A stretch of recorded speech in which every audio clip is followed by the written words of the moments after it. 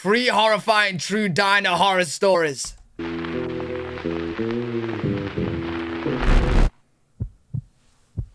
What we got? I live in the state of Washington, in the Pacific Northwest. I used to work at a late-night diner on the side of the highway. I was 29 years old. I worked the closing shift pretty often. The diner would close at 2 a.m., which was incredibly late considering how scarcely populated the area is.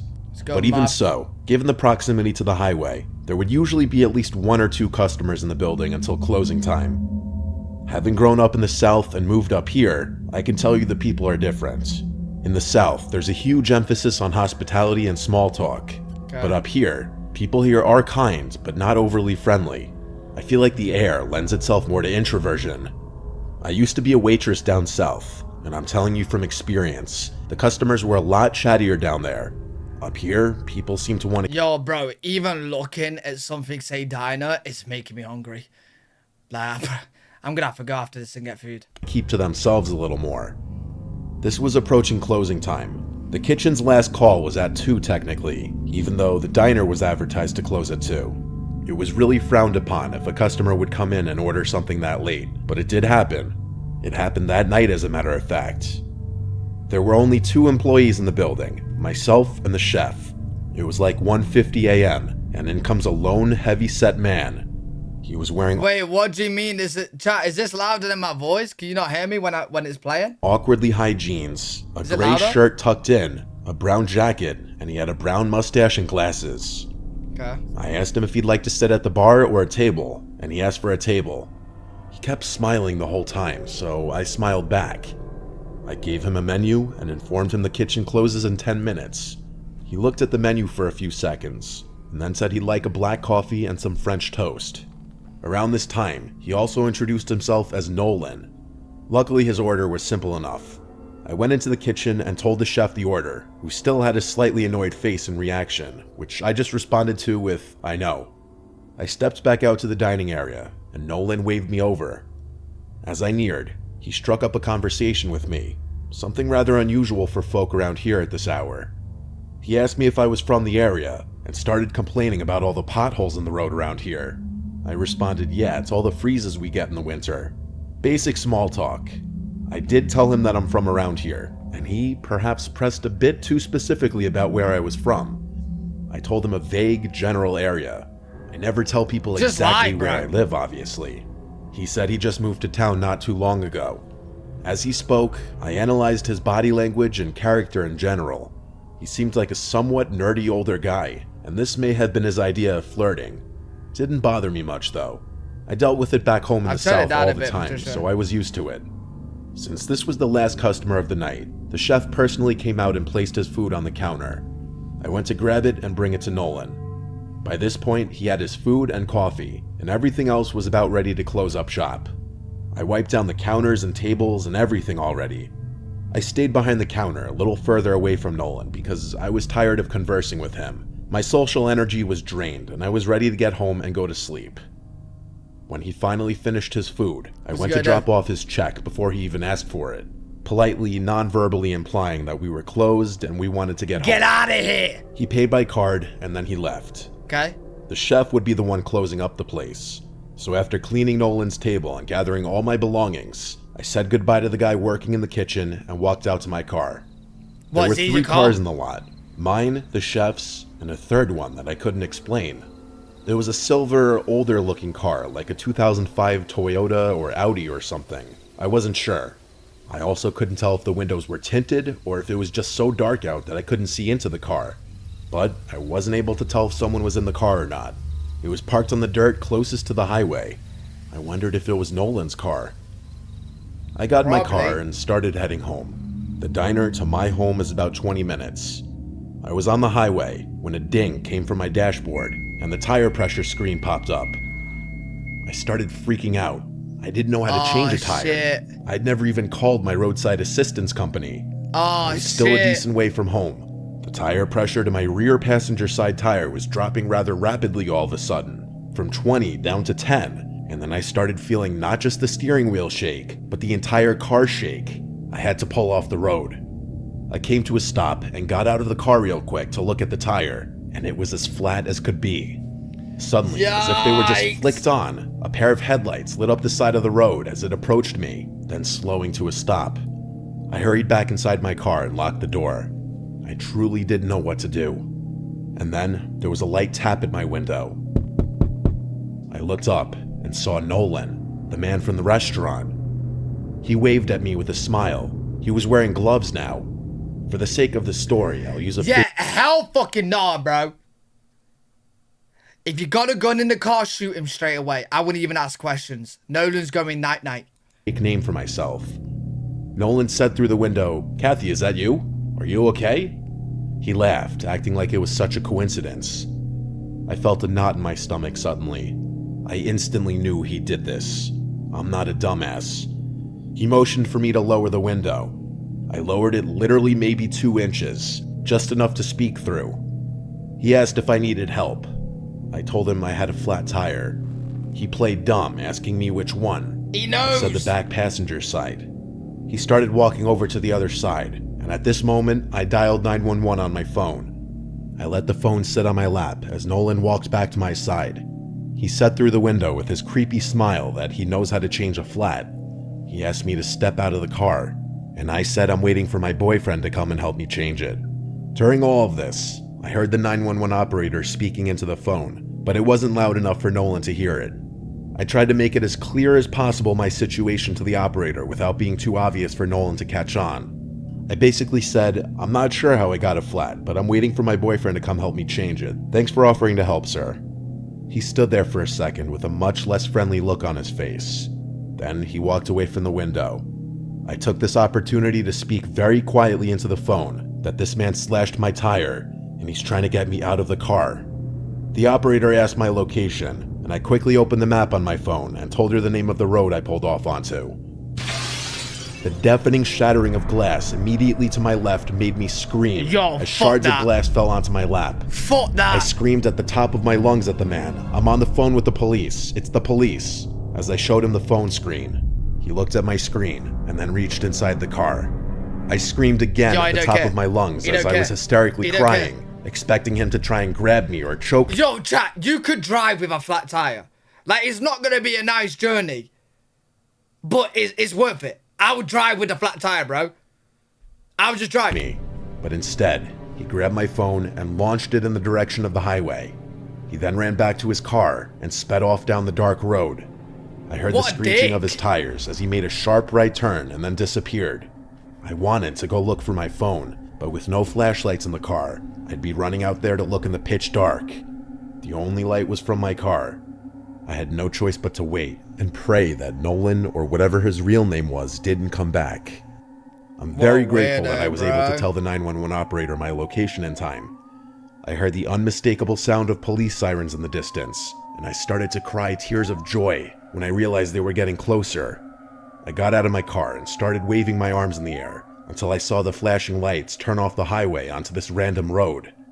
Pretty soon a second police car showed up, and then a third.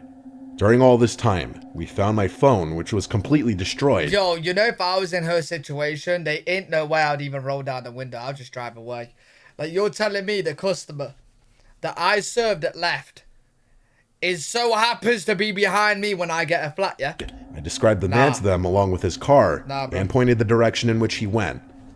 One of the police officers left in that direction as they also put the word out on their radio.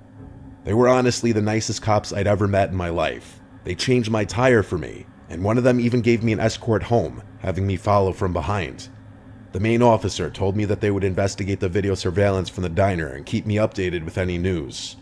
I got a call a week later from that officer, informing me that the investigation was still ongoing based on the surveillance footage. That was the last I'd heard of it. I don't think they caught him, sadly. I never returned to that diner job again after that night. I was not risking that man ever finding me again. What a weirdo. One absolute weirdo.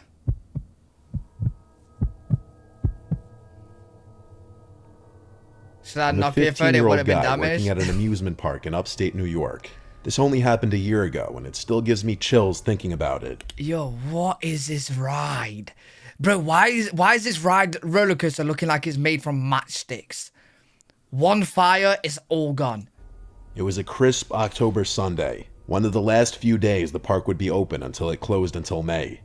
It seemed like just another normal day at work. Boy, was I wrong. After checking in and working at my station for about 5 hours, I looked at my watch. 4:55 p.m. was the time. My shift ended in 5 minutes. I felt relieved and exhausted. As I began packing up my things, a man with a scraggly beard and messy hair approached me. He was wearing a gray t-shirt with a few stains on it and black sweatpants covered in holes. Okay. I thought to myself, I just need to get through this last one. Can I help you? I asked the man. He stared at me for a few seconds, and then he kept turning his head as if someone were following him. I was starting to get a little creeped out. Sir, can I help you? What do you mean it's me? I ain't a weirdo, bro. I repeated my question, starting to sound a little annoyed. He looked at me for a couple seconds, and finally responded, saying with a stutter, "Where are your bathrooms?" He said this in a... Okay, might be me. Okay, might be me. Hey, he stuttered, asking for the bathrooms. Okay, that might be me. That might be me. That'd probably... whisper tone of voice. I always need Up to the hill order. to the right, I responded cheerfully. The man started to walk in that direction. As he did, he kept turning and looking at me. I avoided eye contact, even though I was more freaked out than ever. Next thing I knew, Hello, one of my Joel. coworkers came to take my spot. I grabbed my things, practically sprinted through the park to the back room to punch out of my shift, and then to the bathroom. I changed out of my work clothes and headed Yo, why is everyone talking about bathroom? Now I need a bathroom again. to the employee parking lot. I sat on a bench and waited for my coworker Jordan, who was 17, to pick me up. I'm bathroom sensitive. After waiting for what seemed like hours, Jordan finally picked me up. Before going home, we went to the local diner to eat some cheeseburgers for dinner. While eating in the diner, I noticed something odd. The same man who I helped find the bathrooms at the park was at the diner, sitting a couple tables down, staring right at me. My Weird. heart skipped a beat. I told Jordan about it, and he just shrugged it off. Probably just a coincidence, Ben. Don't worry. Yeah, I said, even though I was pretty concerned.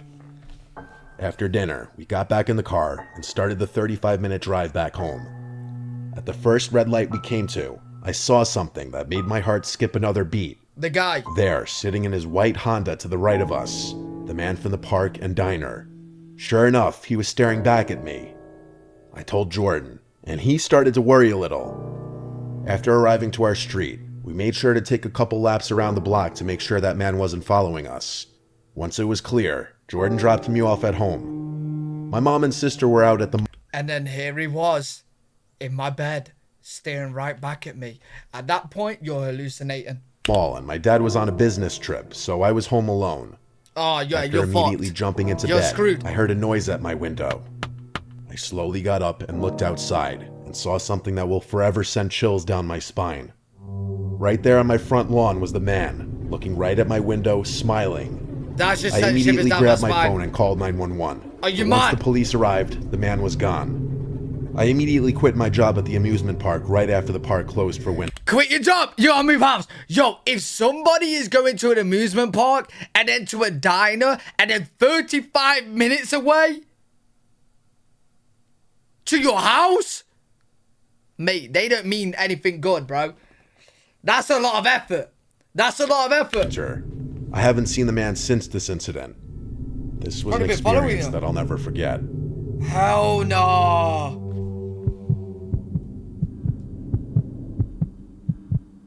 Just looking for the bathroom. I was working a late night shift at the diner I worked at for a year. It was a rainy night. In fact, it was pouring. Nights like these usually meant less customers because people aren't exactly rushing to drive in the rain. Yo, I'm absolutely craving a burger or a hot dog now. Like, absolutely. I'm gonna have to get McDonald's again. I had it last night, but I'm gonna have to get it again, bro. I was expecting a slow night. It was for the most part. I was working until midnight. At some point closer to the end of What's my different? shift, in came a man and a woman significantly younger looking than him. He looked about 40. She looked like she were in her 20s. They both Okay. looked at me the second they walked in, and so I went over to greet them and ask how many. They said Oh, just two, diapers. so I brought them to a table. They took a while to order, and I noticed they were talking really quietly to each other. Okay, might After be they did order, the antisocial. man started striking up a conversation with me. I'm a generally talkative person, which was why I've always thrived in the hospitality industry. So I started chatting their ears off since it was a slow night anyway. Typical waitress-customer back and forth. The girl oddly didn't say much. The man did most of the talking, so I started directing my questions more to him. I can't remember every last thing we said to each other, obviously, but one thing that stuck in my head was when the man asked me, "Do you live alone?" I did live alone, and Okay, that is fucking weird to ask. That is bro, if somebody ever asks me like randomly, do you live alone? I'm gonna be like, nah, I live with my brother. He's 6'7", built like an absolute brick shit house. Then I live with my two uncles who are karate and jiu-jitsu champions. Then I live with my uncle who's from the South of America that has literally every single gun you can think of, and he wants to shoot absolutely everything. Then I also live with Hulk Hogan and Thor as well, and I also live with Spider-Man. So, no, I don't live alone. still do live alone. I answered his question honestly, That's what I'm saying. Shut I up as live well. about 10 minutes north up the road, and that it's really quiet and boring around here. Yeah, Thor, yeah. At the time, I didn't see his question as any kind of... Oh, yeah, Mike Tyson just, yeah, he just sleeps in the bathroom now. I answered his question honestly, saying I live about 10 minutes north up the road, and that it's really quiet and boring around here. At the time, I didn't see his question as any kind of red flag, albeit maybe a bit strange of a question. But something about a man being with another female makes you automatically assume they're not a threat. I Okay, made jokes yeah. about being stuck here forever and such, and then walked away from the table. I'd say about 45 minutes later, they finished and left. Fast forward probably an hour later, and we were closing up the place. Maybe it's nothing. I said goodbye to my coworkers and rushed to my car to avoid getting more soaked than I needed to from the rain. It was still pouring outside. Yo, am I the only person that don't run in the rain? I find the rain very, very, very relaxing. Like, I like getting wet. That sounds weird. I like the rain, bro. I like the rain. I find it extremely relaxing. Like, I would just walk to the car in the rain. I drove home slow because of the conditions. The second I got Yeah, you home, do. I ran straight to the front door and let myself in. I didn't even notice that neither of the other Pause. tenants' cars were parked outside. My living situation was the middle floor of a home with 3 apartments in it. There's a side entrance with a stairway that has an entrance to all 3 floors. My being on the first floor meant that I could enter through the front door. After setting my keys and stuff down on the kitchen counter, there was a manic pounding at the front door. It was nearly 1 a.m. I had no idea who it could be besides maybe one of the other tenants in the house. There's 2 doors, the glass storm door and the inner door. I always keep both locked for safety. I opened the inner door and saw a girl on the other side of the storm door. Yo, Evil, I was gonna bring up the audio edit, but like, we're just watching, you know what I'm saying? But it was like, he was talking calmly, and then all of a sudden it was like this. She was drenched. She was wearing a gray sweater with the hood up, partially obscuring her face. She begged me through the door to let her in so she could use a phone. Before doing that, I first had to feel her out, of course. I asked her if she... Before doing that, I first had to feel her out, of course. Did you get consent? I asked her if she's lost. She replied that a creepy man was following her around and she needed help. Something about this girl, though, was strikingly familiar. I asked her who the man was and where he was. She turned around. Feel out, not up. Yo, feeling someone out. That's the same as up, no? Feeling out is like getting vibes. Oh, okay. And then said, I don't know. She kept begging me to open the door. She even tried opening it herself. I then realized why she looked familiar. She looked like the girl from the diner that was with that man. So I asked her straight up, weren't you at my diner before? She didn't acknowledge my question. Maybe she didn't hear me, but she turned around once again and started freaking out, pounding on the door, saying, there he is.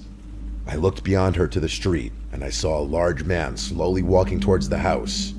As the man slowly got closer, the girl kept looking at me with a look that would imply she's more confused than anything as to why I'm not opening the door. Fuck her. The man got close enough for me to realize I was right.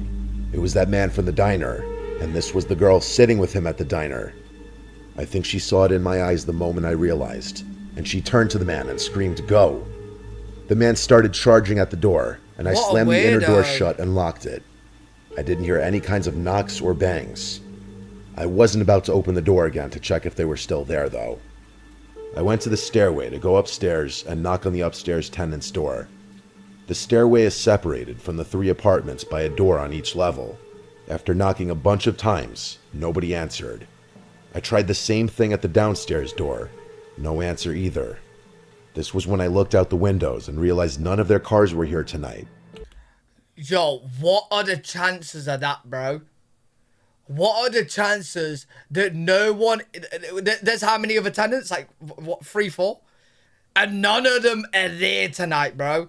What are the chances? Yeah, call the cops. Call the cops. I was alone in the house. Call the cops. I went back up to my apartment and then locked the stairway door. Call the cops. My mind was racing, conjuring up possible explanations. Why not call the cops? The most obvious explanation was that it was a trap to get me to open the door so that they could rob me, or worse. Call the cops. It suddenly made sense why that man asked me if I lived alone. I had to just sit on the couch for a few minutes and think. All I could hear was the sound of the pouring rain outside. I thought about calling the police, but chose not to in that moment. After a few minutes, I went to the bathroom to brush my teeth and get... Yo, the only way I would not call the police is if I had an AK-47 by my side and I was ready to use it. You know what I mean? I'm sat there in my sofa, aiming it at... I don't know why I'm holding like a machine gun, like a minigun. I'm holding it at the door, ready. Come on in, pussies! Come on in! Get your ass in here! I'm fucking free! Fucking ready! That's the only way I'm not calling the cops. You know what I mean? I'm ready for them. Ready for bed when I heard a knocking sound. I left the bathroom to listen. And now I I'll was shoot. right. Now I'll shoot. It was a knocking sound. Shoot! It was coming from the stairway door. I walked over to it, thinking it was one of the tenants. I said, "Who is it?" There was no verbal response, but whoever it was knocked again. I said both of the other tenants' names. No response. The only thing I could say is, "If you don't identify yourself, I'm calling the police." I practically screamed it. They heard... No, listen, you're an idiot. You're an idiot. You're an idiot, bro. Like, we need to train people in these situations at school, bro. If you don't go away, I'm gonna call the police. No. You don't say you're gonna call the police. You say, I've already called the police. You can stay there if you want. They're here in a sec. And first of all, you should have already called the police, but now you can call the police. Or you act fucking crazy. You go. Oh, you want to play around, motherfuckers?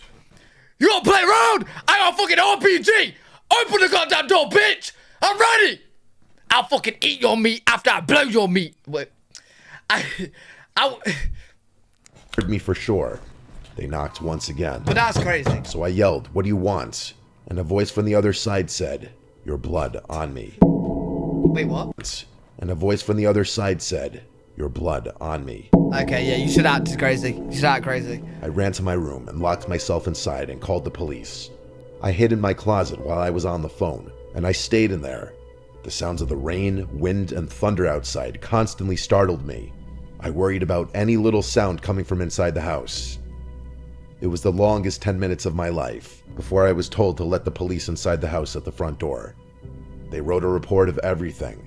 They checked the front and backyard. Then they suggested I find another place to sleep for a few nights. I took that advice and packed a bag real quick while they were there, and then left to drive to my parents' house for the night. I returned the next day to the house. There was a knock at the stairway door, and this time, it was actually my neighbor from upstairs. I opened... Yo, I would literally be terrified from any knock at the door. I'd have to move. I would have to move. The door, and he pointed at the door and asked, "What's this about?" I was horrified to see a message on the door saying, "Thanks for the service, Beth." It was written in marker. I couldn't stay there for a while. I had Fuck to that. stay with my parents for a few weeks until Fuck this that. blew over. Fuck that. I got a new apartment pretty close by the following that. month. Better safe than sorry. Yo, I'm quitting the job and I'm moving. You did move apartments, so that's that you know you did something good. But yeah, quit the job, move apartment.